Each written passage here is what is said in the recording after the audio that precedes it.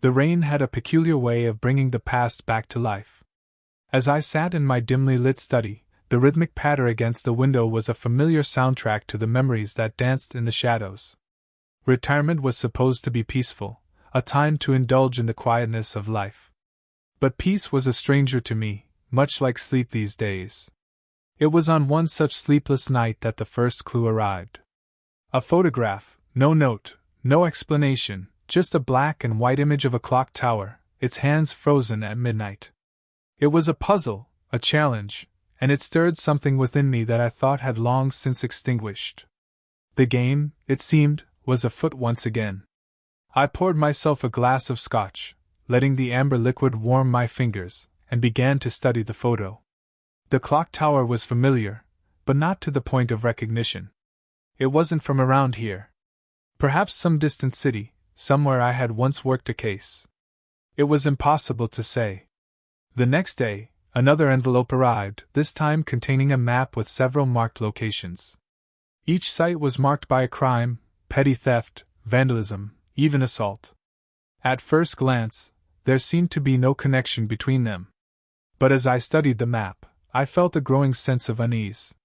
It was almost as if someone was daring me to find the pattern, to solve the puzzle. I called up my old partner, now retired as well, and told her about the developments. She didn't hesitate. "You're going to investigate this, aren't you?" she asked, already knowing the answer. I didn't respond, instead pouring her a glass of wine from a decanter on the coffee table. She took a sip, savoring the taste before nodding. "All right," she said. "I'm in." We spent the next few days canvassing the city, visiting each of the marked locations. At the third site, we found another photograph, this time of a dark alleyway with a single streetlight casting long shadows. There was something familiar about it, but we couldn't quite place our fingers on it. We marked the photo, took a few notes, and moved on to the next site. The next day, another envelope arrived, this time containing a newspaper clipping from a few years ago. It told the story of a young woman who had disappeared without a trace. The article was framed by the same clock tower from the first photo. I felt a chill run down my spine. It was as if someone was playing a game with us, taunting us with pieces of a much larger puzzle. My old partner and I exchanged glances, but neither of us needed to say a word. We knew what we had to do. We had to find the connection between the crimes, the clock tower, and the missing woman. And we had to do it before the perpetrator could strike again. The investigation took us deeper into the city's underbelly, a world of shadows and secrets where nothing was as it seemed. We followed leads that took us to abandoned warehouses, seedy bars, and even the offices of powerful men who would rather keep their dirty laundry hidden. But with every new clue we uncovered, the pieces of the puzzle slowly began to fall into place. As the nights grew longer and the shadows deeper, we found ourselves ever closer to the truth. And with each passing hour, the danger grew more acute. Because somewhere out there, the person responsible was watching us, waiting for the moment to strike, and no one knew just how far they were willing to go to keep their secrets safe. The final piece of the puzzle came in the form of a cryptic message, scrawled across the back of a Polaroid photo. It was a code, a cipher that we had spent countless hours deciphering. When we finally cracked it, we found the address of a hidden lair, a makeshift prison where the missing woman had been held captive all those years ago. We rushed to the scene, our hearts pounding in our chests. As we approached the dilapidated building, we saw a lone figure standing guard outside. It was then that we knew the endgame had begun. We exchanged one last look, steeled ourselves for the fight ahead, and charged towards our nemesis. The battle was brutal, a desperate struggle for survival in the dimly lit basement. But in the end, we emerged victorious. The guard lay motionless on the ground, blood pooling around him. We searched his body, but found no sign to lead us to the missing woman. Instead, we found a small key, its head fashioned in the shape of a clock tower. With a heavy heart, we called in backup and sealed off the scene. As the authorities arrived, we stood back and watched, knowing that justice had finally been served. But even as the echoes of gunfire faded into the distance, we couldn't help but wonder if there was another game afoot, another puppet master pulling strings behind the scenes. For now, we would take solace in the fact that we had brought down the man responsible for so much suffering. As the investigation continued, though, we couldn't help but wonder about the implications of the clock tower key. Was it some sort of trophy? A symbol of power and control? Or was there a deeper meaning to it all? One thing was certain, the case was far from over.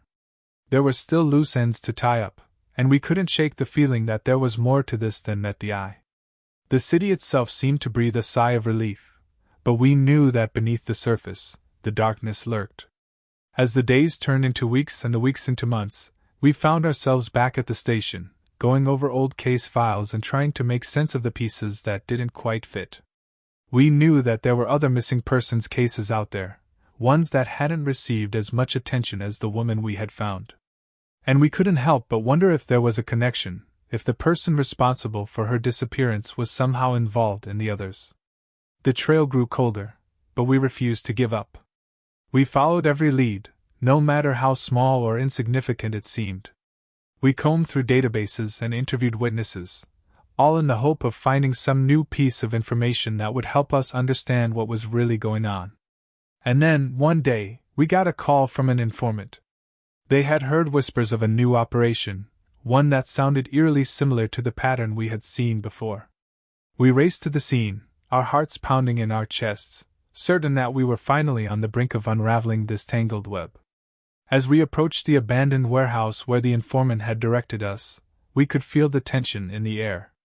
The city seemed to know that something was about to happen, and it was waiting with bated breath for the next move.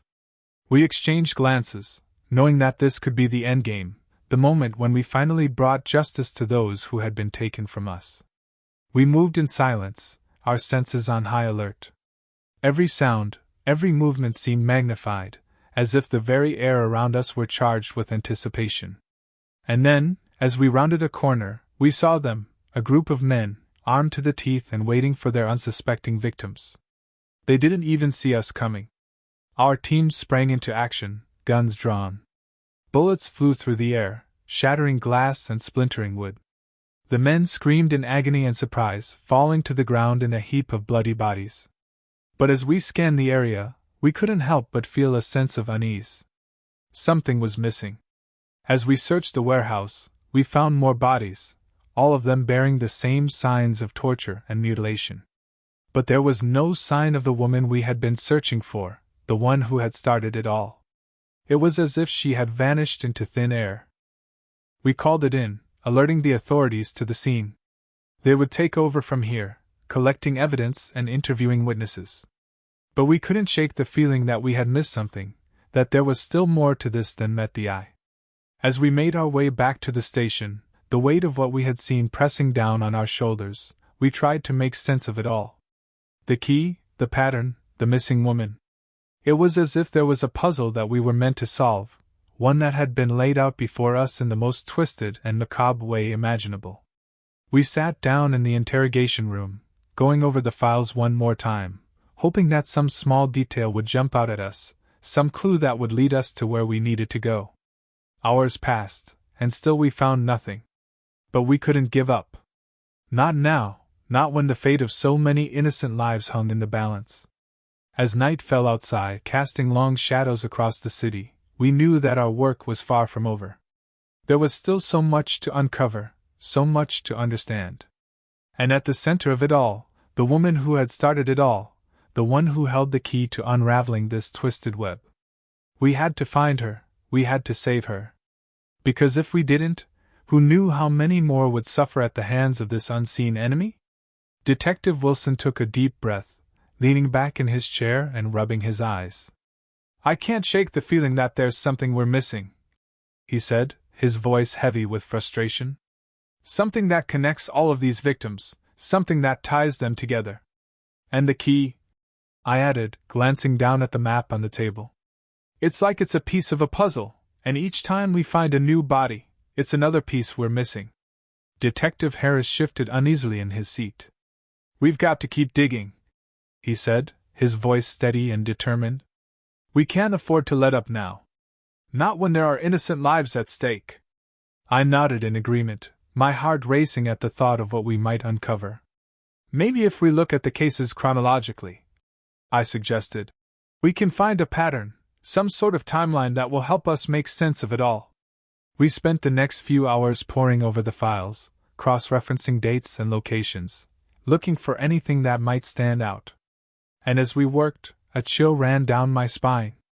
Because it was becoming clear that there was a pattern, a twisted and macabre pattern that had been laid out before us all along. And at the center of it, guiding our unseen enemy's hand, was the woman we had been searching for. "It's as if she's leading us through a maze," Detective Wilson muttered, studying the map intently. "She's taunting us, daring us to catch up. Or maybe she doesn't even know she's being used," I said, my voice catching in my throat. "Maybe she's just a pawn in a much bigger game. Either way, we have to find her," Detective Harris said, his voice firm. "And when we do, we'll bring her home." We sat in silence for a moment, the weight of our task pressing down on our shoulders. But we knew that we couldn't give up now. Not when the fate of so many innocent lives hung in the balance. With renewed determination, we stood and left the interrogation room, ready to face whatever challenges lay ahead. Because in the end, it wasn't about us, it wasn't about our own safety or our own sanity. It was about bringing justice to those who had been taken from us, and making sure that they would never be forgotten. Outside, the city seemed to breathe a sigh of relief as the sun rose, casting its warm light across the streets. But for us, the battle was far from over. We knew that the woman we were searching for was clever, that she was resourceful, and that she was always one step ahead. But we also knew that we had the skills, the experience, and the determination to find her. And when we did, we would make sure that she paid for the pain and suffering she had caused. As we drove through the streets, our minds racing with theories and possibilities, I couldn't help but wonder what she was doing, where she was hiding. Was she watching us even now, laughing at our futile efforts to catch her? Or was she too caught up in her own twisted game to even realize that we were closing in? Detective Wilson reached into the back seat and pulled out a fresh box of donuts, offering them around to the rest of us. "We're going to need all the energy we can get for this," he said, popping one into his mouth. "So eat up, and let's get to work." And with that, we dug back into the files, poring over every detail, every clue, searching for the smallest piece of the puzzle that would lead us to her. Because deep down, I knew that we were getting closer, that the end was in sight. And when we found her, when we brought her to justice, it would be the beginning of the end for all of this.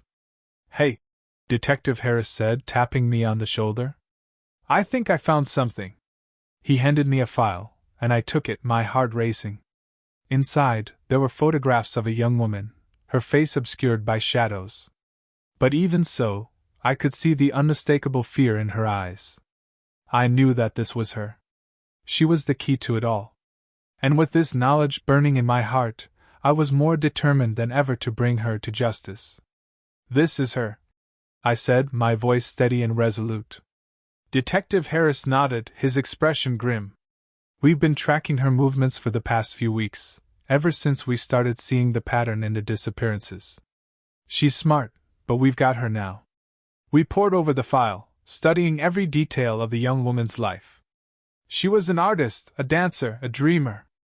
But beneath the surface, she was a monster. A predator who stalked the night, taking innocent lives for her own twisted pleasure. And we were going to put an end to it. As we continued to strategize, we couldn't help but feel a sense of urgency. We knew that with each passing moment, she was getting closer to her next victim. But we also knew that we were closing in, that our net was tightening around her. Detective Wilson called in the SWAT team, and they began preparing for a raid on the location where we suspected she was hiding. Detective Harris coordinated with Interpol and the FBI, gathering every ounce of information they could on her past, her associates, and her movements. And I stayed behind, poring over every scrap of evidence, searching for any clue that might give us the upper hand. The day dragged on, each hour feeling like an eternity as we waited for the perfect moment to strike. And then, finally, it came. We received a tip that she was at a specific address, and we knew we had to move fast. The SWAT team burst through the door, weapons drawn, and I was right there beside them, my heart pounding in my chest. We searched the room, clearing it methodically, until we found her, cowering in the corner. Her eyes were wide with fear, but there was no escape this time. We had her, and we were taking her in. As the handcuffs clicked shut around her wrists, I couldn't help but feel a surge of relief wash over me. She was no longer a ghost in the shadows, preying on innocent lives. She was a criminal, and she would pay for her crimes. And as we led her away, I couldn't help but feel a mix of satisfaction and disbelief.